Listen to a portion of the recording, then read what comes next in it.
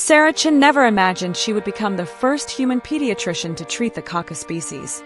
The 9-foot-tall apex predators from the Centaur system joined the Galactic Alliance 50 years ago, but their ferocious reputation still lingers.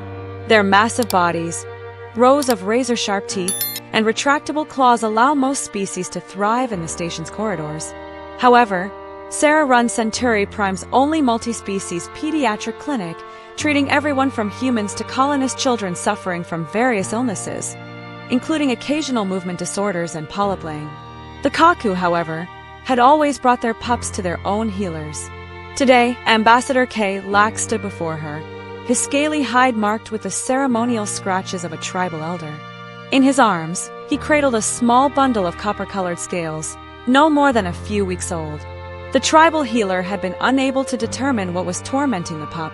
Using the universal translator, the ambassador's clicks and growls struggled to express his concerns. She refused to eat and was growing weaker. With her reputation preceding her, Dr. Chin carefully approached the pups of all species. Her medical scanners hummed as they activated. "Can I?" she asked gently, extending her hand toward the crying young Kaku. The ambassador hesitated for a moment, the ancient instincts of his species wary. But he eagerly cradled his daughter in his arms, allowing Sarah to proceed.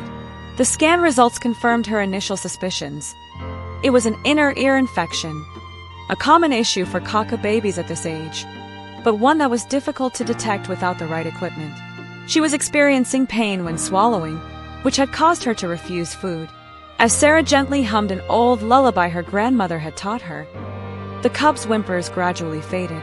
For the first time in days, the little Kaka drifted into peaceful sleep.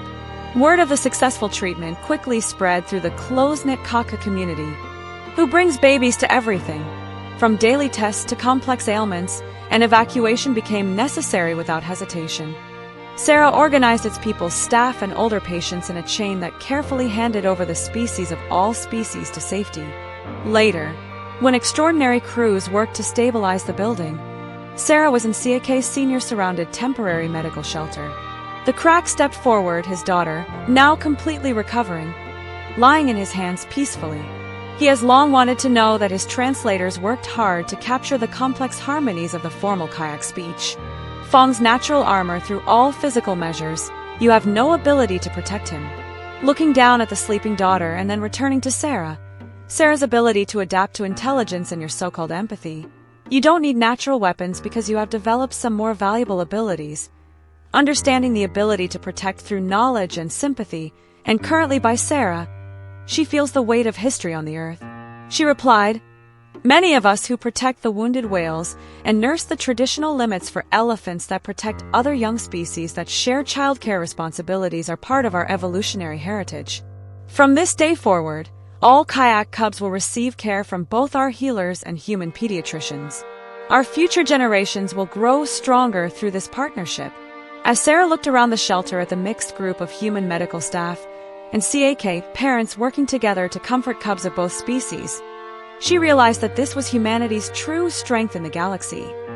Not our technology, not our adaptability, but our fundamental drive to nurture and protect a force as powerful as any natural weapon. That day marked a turning point in human-Krathar relationships, and word spread throughout the Galactic Alliance. Other traditionally isolated species are beginning to seek medical care for their offspring. The galactic predators finally understand what more peaceful species have known for years. Sometimes the gentlest hands are the strongest.